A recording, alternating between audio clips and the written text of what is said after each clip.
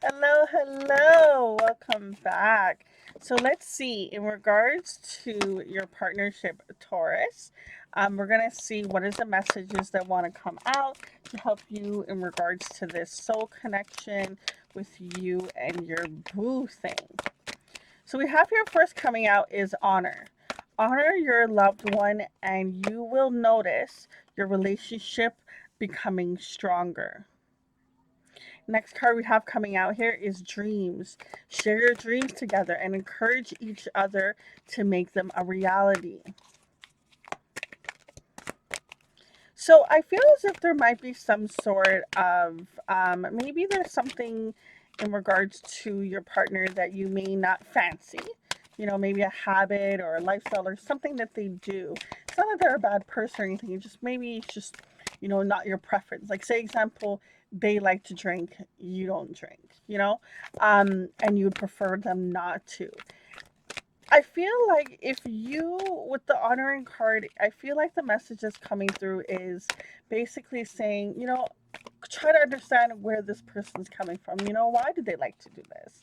You know, are they doing it in moderation? Are they harming another person? If they're not, what's the harm in them doing it? Maybe you guys can establish certain rules and certain guidelines, like maybe don't drink around me, or only hang out when only drink when you're drinking with the boys, or alone. I feel like establishing a kind of like a common ground with each other when it comes to this.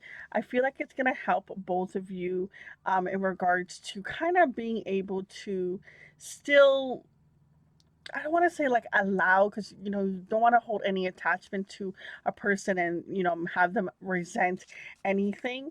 But I feel as if it's almost like the word allow, allowing this person to still be their authentic self, because if you allow them to be them and then they change this thing on their own, even better. And also understanding why they do what they do is going to help you maybe be a little bit more accepting of this thing. We have here with the dreams, when it comes, share your dreams together and encourage each other to make them a reality.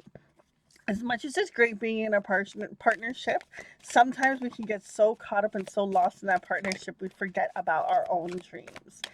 And I feel like these cards coming out is to remind you that, remember, you do have dreams, you have hobbies, you have things that you've established and wanted before you came into this connection with this person. Share those wishes with that person. Really take the time to be like, what, I like doing these things, and actually make time and effort. As much as a relationship is important and for you to put time and effort into that, so is your hobby, so is having your own me time. Because what happens is when you have that time apart, for one, you'll miss the person a lot more. And two, it also helps you establish your own self, because sometimes we can get lost into a relationship and we forget about all the things that we used to do. Go hang out with your friends, do things that you still love to do. You can do it together, and it's okay if your partner doesn't want to do it, because then you can do it apart as well. Okay, we have the next card coming out is emotions. Look deep within your emotions. Really connect with like when there's something that comes up that you may not like in this connection, really ask yourself, okay, why am I feeling this way? Is this a trigger from something that has happened in a past relationship that is making me feel this way? And also embracing the happy moments. What is it about that night that we spent together that made me feel so happy and so abundant? What was it that we did? What was it that they said? What was it that we were doing? So looking at the good and the not so good energy that comes through. We have here enlightenment, and it says, with enlightenment, there is no separation. We recognize that we are one with the divine. So it was back to that at the beginning of the reading that I was talking about in regards to doing things on your own. Those hobbies, those tasks, those things that you always did before you were into this partnership. And I feel like that is going to help this connection grow more. When you guys are in a separation, you're going to see the qualities and the things that you like to do when you're not with this person, as well as that you like to do when you are with this person. The next card is power. The power of love is like a magnet, drawing souls together. So you guys have a really fiery, amazing bond. Your whole body lights up. You guys feel very drawn to one another. It's a really great connection and energy that you guys have. And the last card we have here is union. The union of divine soul counterparts is sorry, the union of divine soul counterparts is a miraculous event that begins when you least expect it. So I don't know if you're maybe in a little bit of some separation with this person, like maybe there's some sort of distance, maybe both of you guys are working too hard, or you kind, get your schedules to mix up, but there seems to be that there's a little bit of a distance between you and this person. And at the bottom at the bottom of the deck we have obstacles. Look for ways around the obstacles to find happiness. Yeah, so there's something in regards to this something you guys don't like, some sort of separation, some sort of distance. Like I don't feel like you guys are not talking. I just feel as if it's more of there's something that is coming in the way of this connection. What is the words that your person wants to speak to you? What are the things they want to say? Breathe, relax. The universe has our back. A plan is in place. You just need to have faith. I miss you no matter how long it takes. If my heart breaks, I will always love you. Oh, that's so cute. We have here your smile is my ray of sunshine.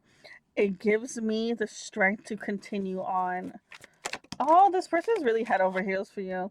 And we have here, or vice versa, we also have here our energy is emerging, unity is at hand, love grows stronger. That's again two powerful energies coming through about the strength of the love that you guys have for one another. And we have here we can level up, shift your focus to shift your vibrations. So I feel like when those times kind of come up where maybe you guys have gotten to maybe an argument, things are not working out so great, just a little bit of that rift in the connection, um, it's like what positive can come out of the situation? What is it that I can focus on that can help us grow, and vice versa? As well as what is it that I can bring to light in regards to this connection with my partner? What can I show them? And instead of being like, what, I know this past situation didn't work out, didn't so great. Maybe we can just start fresh in this, or maybe we can set up certain things that if it ever arises again or something similar arises in the situation, how we can best handle it where both parties aren't hurt, or vice versa, or hurting another person's feelings.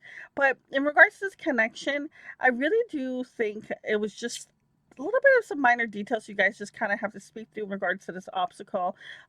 If you're in separation with this person, don't even sweat it. You guys are going to be back in a matter of time. You guys have a great bond, a great love connection. I'm very drawn to the fact that you have two hearts coming out here as well. There's going to be balance in this connection. You guys just kind of have to find each other's groove of it. Watch your emotions when you get triggered by something emotionally. Really ask yourself, what's triggering me? Why am I being triggered? Is this a past fear, a past ego, something that isn't related to this person that is affecting this? Because a lot of times we don't realize that our body takes score as well as our mind. Everyone knows most times you can tell when your mind, but your body takes score as well. When you've been through some sort of traumatic thing, or anything that you consider traumatic, or any situation happened in the past, your body doesn't want your body wants to survive, right? So it's always going to do and react in certain ways so those things don't happen again, right? But what happens is if someone is acting in a similar way, they may not be having the same outcome of deception, or whatever it is. They can act in a similar way that can trigger that, but even though it may not even be that. You know what I mean? Sometimes that we can create all these different stories in our head of why a person is being distance with her, why they weren't texting us. Their phone could have died. They could have been so busy at work they didn't get a chance to. There could be so many different reasons, but we will create the most negative thing first. And sometimes it's hard to kind of focused on something positive. The best thing you can say in those moments where there's unclarity, but like, I don't know for sure what is going on. I have an idea, but until I know for a fact, I can't assume that this is what it is until I speak to this person and really trust that.